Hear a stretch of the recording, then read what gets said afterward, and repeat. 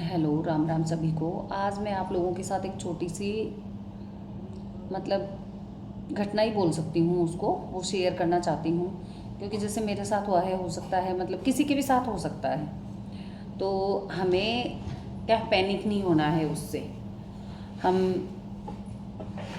कई बार क्या है, इस तरह की सिचुएशन में हम घबरा जाते हैं कि ये कैसे हो गया। रात में 1:55 पे मेरे पास पाकिस्तान के नंबर से कोई मैसेज आया। और कोई मैसेज क्या आया, मेरा कैड का काम है। ऑनलाइन ऑर्डर आते हैं फर्मे वगैरह बनाने के लिए, पैटर्न बनाने के लिए। एक तरह से मेरा जो बिजनेस है ना, रॉयल कैड सर्विस के नाम से है। तो ऑनलाइन ऑर्डर आते हैं तो उनके फर्मे बना के हम उनको डिलीवर करवाते हैं। इस टाइप का काम है कि जैसे आपका कोई गारमेंट है, सपोज करो कोई शर्ट है, पैंट है, कुर्ता या कुछ भी, तो आप उसका अगर पैटर्न बनवाना चाहते हैं तो आप हमें ऑनलाइन कांटेक्ट कर सकते हैं। तो इससे क्या है, मैंने पेज भी बना रखा है एक, और यूट्यूब पे चैनल भी है। मैं क्या काफ़ी टाइम से कर रही हूँ ये काम, तो आज से नहीं है, कम से कम भी 3-4 साल हो गए मुझे ये काम करते करते। तो आज तक कभी भी ऐसा नहीं हुआ था जैसा अब हुआ है। कल शाम की बात है। और हैरान मैं इसलिए हूँ क्योंकि अभी देखो, बहुत सारे ये जैसे दिल्ली बॉम्ब ब्लास्ट हुआ है, उसके बाद में थोड़ा सा जो इंडिया की एजेंसियां हैं वो भी काफ़ी एक्टिव हैं। तो उसको लेके थोड़ा सा मुझे लगा कि मुझे शेयर करना चाहिए, क्योंकि मेरा उसमें कुछ भी ऐसे पर्सनल नहीं है कि भाई मुझे छुपाना चाहिए। तो मेरे पास रात में 1:55 पे पाकिस्तान नंबर से मैसेज आता है, हाय कैसे हैं आप। और एक पैंट, जीन्स की जो डेनिम की पैंट होती हैं, उसका फ़ोटो भेजता है वो मुझे। फिर नीचे लिखता है कि मुझे इसका पैटर्न बनवाना है। ओके, मैं नेगेटिव नहीं ले रही उसको, मे भी हो सकता है कि वो सच में पैटर्न बनवाना चाहते हों, पाकिस्तान से ना होके। कई बार ऐसे होता है कि कर रहे होते हैं कुछ लोग ऑनलाइन बिजनेस। तो मेरा वाला जो काम है, जो कैड वाला, वो ऐसा है कि मैं सॉफ्ट कॉपी भी शेयर कर सकती हूँ। अगर जैसे मान लो कि इंडिया के किसी भी कोने से अगर कोई मुझे ऑर्डर करता है, तो मैं उसकी सॉफ्ट कॉपी बना के भी मेल कर सकती हूँ या व्हाट्सअप कर सकती हूँ। ऐसे ऐसे फॉर्मेट में बनते हैं ये पैटर्न्स। तो सुबह मैं जैसे ही उठी, मैंने देखा फ़ोन उठा के, तो एक रात में 1:55 की बात थी। वो तो मेरे पास सिर्फ 3 मैसेज थे। मैसेज का मैं स्क्रीनशॉट डालूंगी। तो हुआ ये कि मेरा काम है पहले से, मैंने बताया आपको, तो मैंने क्या किया, पहले उस पर रिप्लाई कर दिया कि हाय एकदम बढ़िया। और फिर मैंने साथ में पूछ रखा है कि कहाँ से बात कर रहे हैं आप उसको मैसेज करने के बाद में फिर मैंने देखा बाद में उसकी कॉन्टेक्ट डिटेल पे, तो वो नंबर था पाकिस्तान का। उसके बाद मैंने उसको कोई मैसेज नहीं किया। तो मुझे ऐसे लगा कि ऐसा कैसे हो सकता है, पाकिस्तान नंबर। अब पता नहीं, गलत भी नहीं बोल सकते उसको। और मैंने रिप्लाई इसलिए कर दिया कि जैसे मैं रहती जयपुर में हूँ, बेसिकली मेरा मैंने जो बिज़नेस लगा रखा है वो जयपुर में है। लेकिन हमारे पास जैसे गुड़गांवा और गुजरात वगैरह से भी ऐसे आते हैं ऑनलाइन इंक्वायरी। तो मैं क्या करती हूँ, उनको पैटर्न बना के, वो बोलते हैं कि हार्ड कॉपी चाहिए, तो मैं अपने घर से निकलवा के और कुरियर लगा देती हूँ उनको। या फिर वो ऐसे भी कर लेते हैं कि भाई आप है ना सॉफ्ट कॉपी शेयर कर दो हमें, तो हम प्रिंट यहाँ पे कहीं पे भी निकलवा लेंगे। इस टाइप का है मेरा काम। अब उसके बाद में मेरे को थोड़ा सा लगा ऐसा कि पाकिस्तान नंबर है तो फालतू में क्यों किसी लफड़े में पड़ना। और हो सकता है कि सामने वाले का ऐसा इंटेंशन भी ना हो कि कुछ प्रॉब्लम क्रिएट हो। लेकिन अपने यहाँ अभी बॉम्ब ब्लास्ट हुआ, उसके बाद से माहौल बहुत गर्माया हुआ है, इसलिए मैंने क्या है, आगे बात करना ज़रूरी नहीं समझा। मैंने नंबर को ब्लॉक कर दिया है, क्योंकि मेरा कोई मतलब नहीं है। और दूसरा, फालतू में ऐसी कंट्री से अपने को कुछ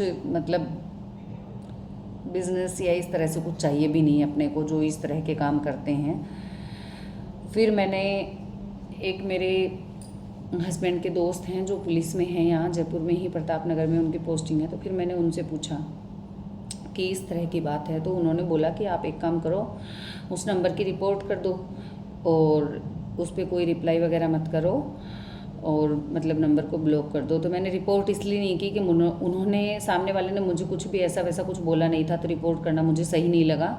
लेकिन मैंने नंबर ब्लॉक कर दिया है कि चलो मैं नंबर ब्लॉक कर देती हूँ। रिपोर्ट करना सही नहीं लगता है ऐसे, पता नहीं किस इंटेंशन से उन्होंने मैसेज किया था, मुझे खुद को नहीं पता, मैं कुछ बता भी नहीं पाऊँगी।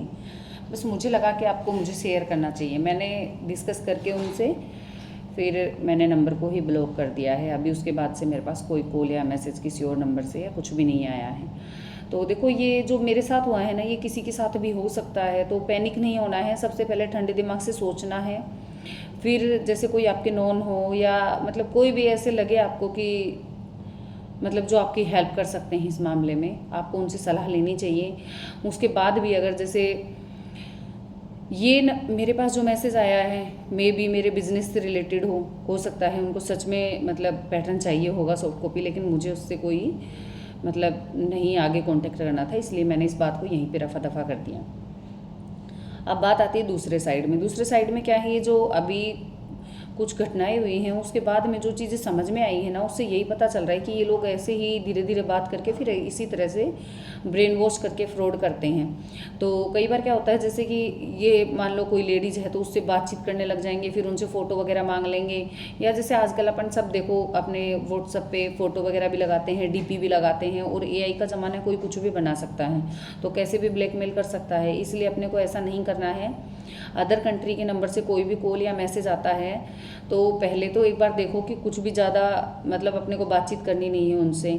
उसके बाद भी अगर सामने वाला बार बार कोशिश करता है या मतलब एक से ज़्यादा नंबरों से कुछ कॉल या मैसेज आता है, तो अपने को सबसे पहले साइबर क्राइम में रिपोर्ट दर्ज करवा देनी है, क्योंकि किसी भी लफड़े में पड़ने से अच्छा है कि अपन पहले से क्लियर होके चलें, क्योंकि इनका किसी का कुछ भी नहीं बिगड़ता है। ये देश के बाहर बैठे हैं, ये देश के बाहर बैठे हैं।